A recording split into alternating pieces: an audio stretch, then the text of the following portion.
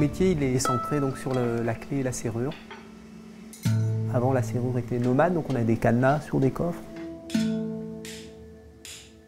Ça pouvait protéger les livres sacrés, donc on a des fermoirs sur des très anciennes Bibles, des choses comme ça.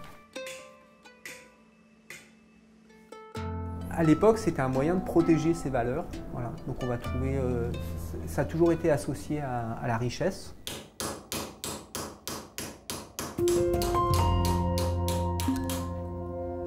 Ce qui a fait un peu le cœur de mon métier, de ma progression, c'était le meuble ancien. Donc beaucoup de serrurerie pour les grandes galeries de mobilier, enfin, d'antiquité parisien. On part tout doucement à deux là. Et après, je fais...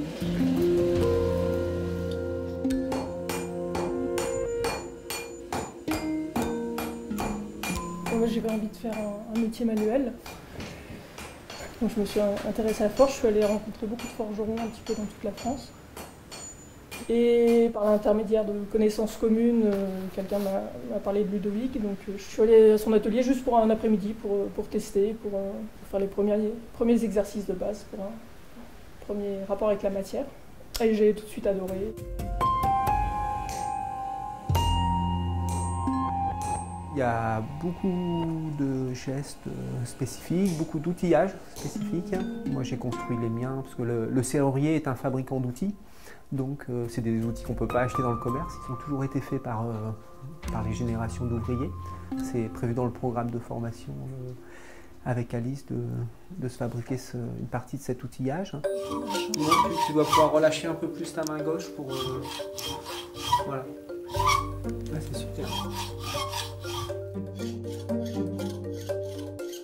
Moi, je proposais de consacrer des journées pleines que d'enseignement parce qu'il faut répéter le geste un peu pour le sentir, appréhender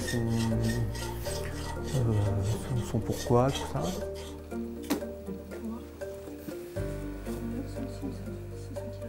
Moi, je vois Alice qui a vraiment une bonne main sur les petits gestes précis et dès que je lui transmets la méthode, tout de suite, il y a une progression d'un coup. Hop, elle va très vite, quoi.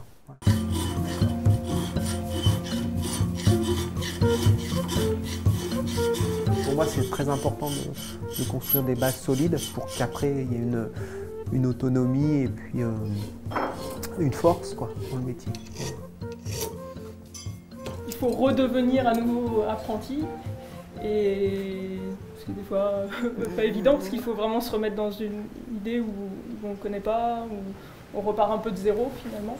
Il est derrière le pen et en fait c'est ça quand tu pousses, ça pousse le doigt. Ah, c'est désolidarisé. Ouais, c'est désolidarisé.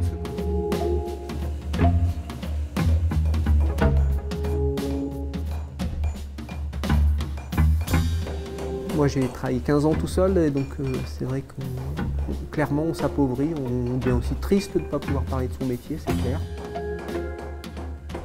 Et donc là c'est vrai que le fait au quotidien ou très régulièrement de pouvoir échanger, simplement échanger, quoi, ça nous nourrit d'autres points de vue, de choses comme ça, on se remet en cause aussi.